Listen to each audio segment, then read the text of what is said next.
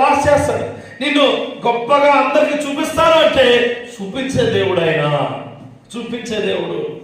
నమ్మండి, దేవుడు అద్భుత కార్యాలు చేస్తాడు అన్నది నిజం, ఆయన చేసి చూపిస్తాడు అన్నది వాస్తవం. హల్లెలూయా. అయ్యే చెప్తున్నాడు, ఈయన చెప్పింది చేయడం చూడండి.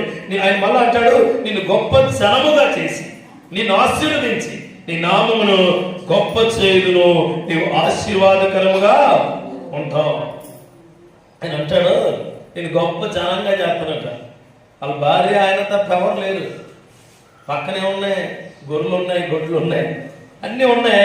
జనంగా నిన్ను గొప్ప జనంగా చేస్తున్నాను. అప్పుడు అబ్రహాం మనమైతే ఏమనుకున్నా చెప్పండి, పాస్టర్ గారు వచ్చి నువ్వు తాటకింట్లో ఉన్నావు, పాస్టర్ గారు వచ్చి ప్రార్థన చేసి అమ్మా ఇక్కడ మంచి బిల్డింగ్ కట్టుకున్నావు అంటే నువ్వు చెంగి ఎలా పెట్టుకునే, ఏమంటే నువ్వు నేను మంచి ఇల్లు కట్టుకుంటావు, సాయంత్రం బియ్యం వండుకుంటే బియ్యం లేదు.